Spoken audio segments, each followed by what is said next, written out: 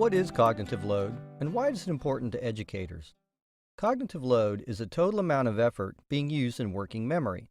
Working memory is like a memory buffer. We use it to manipulate information for the task at hand.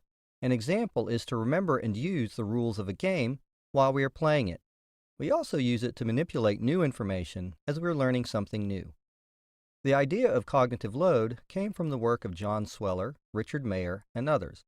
Working memory is limited, and as we learn, it can become overloaded, which reduces the amount of information we can move to our long-term memory. The way we present information as teachers can reduce cognitive load and increase learning. So how do we do that? First, let's consider how we take in information. When learning new material, we primarily use our eyes and ears, or what Mayer might call the visual and audio channels.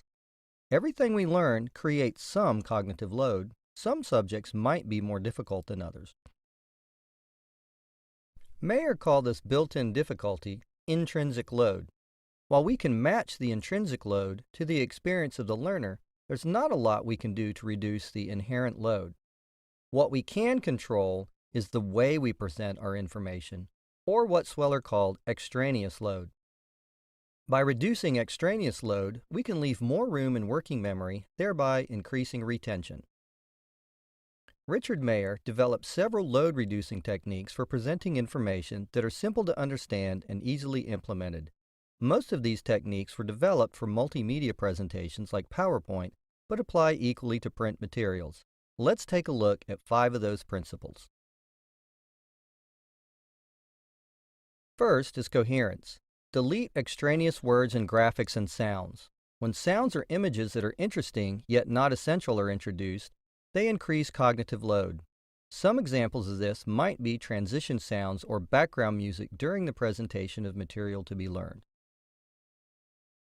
Next is signaling. When providing written text, you can highlight what it is most important for the learner to know. When describing an electrical circuit with accompanying graphic, you could highlight the name of the components or the picture of the components themselves when describing them. Then we have redundancy, which is related to coherence. People learn best from graphics and narration than graphics, narration, and on-screen text. Don't put huge blocks of text on a PowerPoint slide and then read it. There may be some situations where visual and audio text might make pedagogical sense, as in the case of non-native language learners.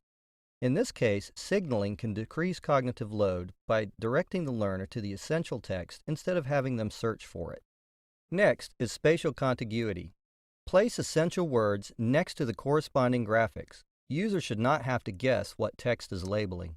Text should be placed next to the elements they are describing, and captions should be unambiguous. Finally, temporal contiguity.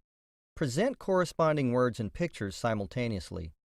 Audio-visual aspects are not as effective when presented at different times. If you're describing a traffic light, then you should present the image of the traffic light at the same time as the narration. By using these techniques in your presentations or print material, you can decrease the cognitive load of your audience and increase retention.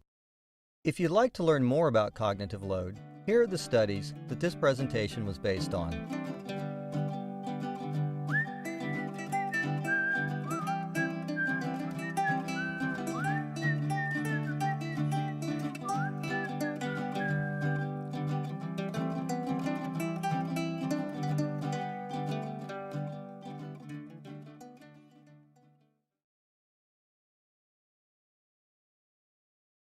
Created using Powtoon.